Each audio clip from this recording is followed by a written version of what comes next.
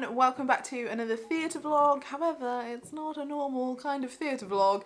It's just going to be a sit-down chatty theatre vlog because I went to see a show the other night, but I'd literally just gotten back from the Edinburgh Fringe Festival and I literally came back from that, went to work and then saw this show that evening. So I was in no state to vlog, but I really enjoyed the show and so I wanted to talk to you about it and let you know about it in case you want to follow it. Long story short, I love seeing and supporting new musicals, and because obviously I have a bit of a platform here, I feel like it's only right that I should share them with you if I can. I don't know if I already mentioned it, but this show was at the Other Palace, which is one of my favourite venues in London. I really love it, and I love that it is giving a spotlight to new musicals. So this was in their studio space, which is kind of the smaller space, but that's absolutely fine. They've actually got in the main theatre space shows going on by the new Youth Musical Theatre Company, NYMT, I think that's what it stands for. That's still really lovely that they're doing that. But this musical is called Zelda. This is the information that they gave to us. So it's Zelda, a postmodern musical, and it's about Zelda Fitzgerald. To be honest, I didn't know anything really about Zelda Fitzgerald. I was just really intrigued by the fact that it's a postmodern musical. The artwork for it looked gorgeous and I just like supporting new stuff, so I thought why the hell not. So Zelda Fitzgerald, wife of Scott Fitzgerald, famous author who wrote stuff like The Great Gatsby.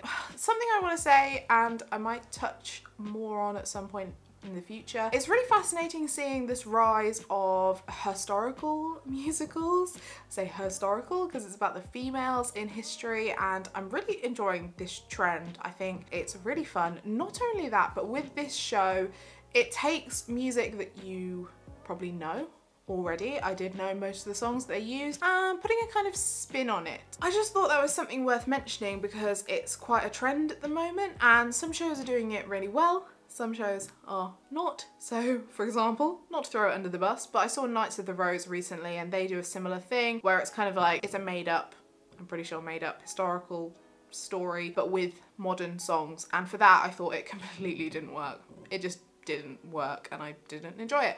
But for this, I did, thankfully.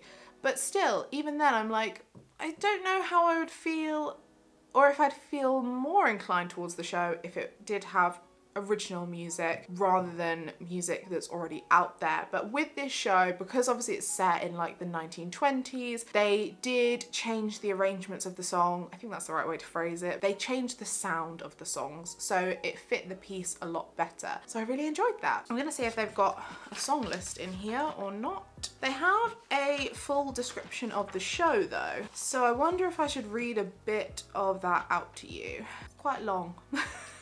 Maybe I'll just read like the first and last paragraph so you kind of get how it starts, get how it ends.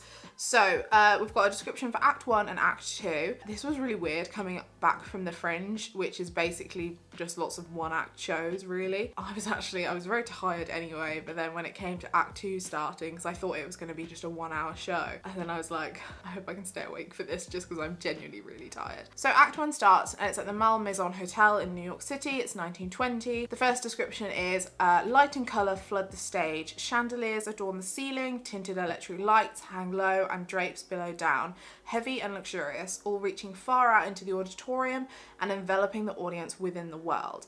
A huge extravagant fountain sits in front of a large curved balcony which boasts a spectacular view. With the space of a dance hall and the intimacy of a speakeasy, the men and women dance, drink and socialise in a sea of orchids and champagne cocktails.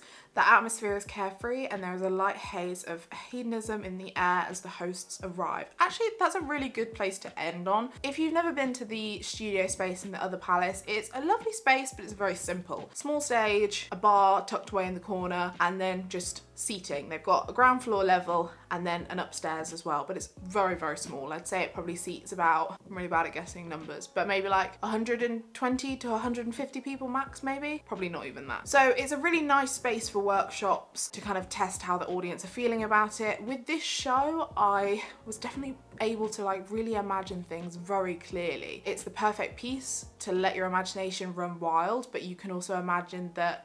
So in my head, I was picturing something like Moulin Rouge that's currently trying out in Boston, and also something like The Great Comet of 1812 that was on Broadway. A kind of mix between that is how I was picturing it in my mind, and throughout the show I was thinking, oh my gosh, this could look stunning. Like, they could do so much visually, creatively with it, and it would look amazing. So then it goes through the show about it's a party that Scott and Zelda are throwing, and they are like, Zelda is seen mostly as like a socialite, so she's kind of known for the parties, you know? And it's just as the depression is starting, I think, like the financial depression. Scott Fitzgerald is struggling because his new book isn't selling as well as they hoped, but obviously that's understandable, no one's got any money. So it kind of takes us through the party, and there's so much drama that happens, and interwoven are these modern songs that have been really turned into postmodern style. Sort of like if you've heard any of postmodern jukebox, is that what they're called? Yeah, postmodern jukebox. That kind of swing jazz style. Most of the songs I really enjoyed. Like, there were a couple of random moments where they started singing Umbrella by Rihanna, and I was like, oh god, please no. But then they took out kind of all the cringe bits, so it wasn't the like umbrella, Ella, like there was none of that, so that was fine. I really actually enjoyed how they managed to work it into the story. However, with something like this, it kind of annoys me the way the audience react to songs like that, because you get some moments of like laughter and then it breaks the moment, you know? So that's why when I said earlier, I don't know how I'd feel if I'd enjoy it more if it were completely original songs, because then you wouldn't have that moment of laughter. Or in an ideal world, you'd have a good mix of songs that you know, but then also new pieces of music. Because I think another thing with using songs that are already existing, it kind of feels like they're more shoehorned in rather than being a natural progression where the song then helps to tell the story. So for some of the songs, they worked absolutely fine. Sometimes I felt like it would have been better to have an original piece of music where the story could be the focus even in a song, if that makes sense. I really enjoyed the way this story went. It was very dramatic. Like, I was very like tense at points, because I was like, oh my god, I genuinely don't know what's going to happen with this story. As I say, it was very easy to visualize in my head how they could have it. You just need a massive budget. It could be really, really glamorous and like a very classy but fun night out at the theatre. I can so picture it in my head. I think there's a lot that could be done with something like this. Yeah, I'm all for females in history getting to finally kind of tell their story in that sense. There were a couple of familiar faces in the cast, which is always lovely. So Zelda was played by Jodie Sam Steele, who literally the week before at the other palace I saw in Heathers in the final performance. So I mean, does that girl ever stop working? I don't think so. She was fantastic. I really enjoy watching her in shows. Matt Corner played F. Scott Fitzgerald. I feel like I saw him in Jersey Boys. I think it was that show years ago. Really enjoyed his performance. And then another person I knew was Chris Jenkins, who was a couple of different characters, and I think I saw him in Tick Tick Boom last year. Again, I've seen him in various other things and just really enjoyed his performance, but the whole cast, it was quite small. I can imagine in a full production they'd have a lot more people to emulate the party, and oh my god, you could have some massive dance breaks. Oh my gosh, there's so much potential for it to be completely like jaw-droppingly beautiful. It's really exciting to already have that sort of vision in my head of where I personally would love to see it go.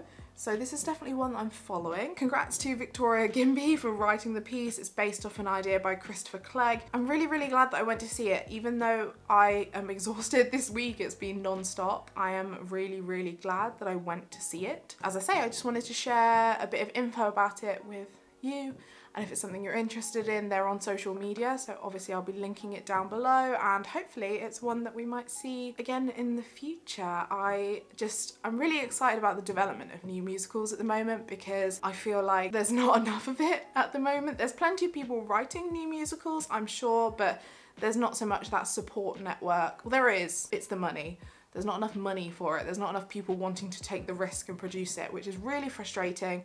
But that's why I feel like if I can do even just a little bit in terms of spreading the word about a show, that's something I want to do. If you managed to see the workshop performances of Zelda at the Other Palace, I'd love to know your thoughts on the show, or if I don't know if they've done anything else with it, but if you've seen anything about it, I'd love to know your thoughts, or if it's something that interests you and something that you'd like to see in the future, that would be really cool to know. If you've enjoyed this video, please do give it a thumbs up and subscribe to my channel if you'd like to see more of me in the future. I hope you're all doing really well, and I will see you in my next video. Bye!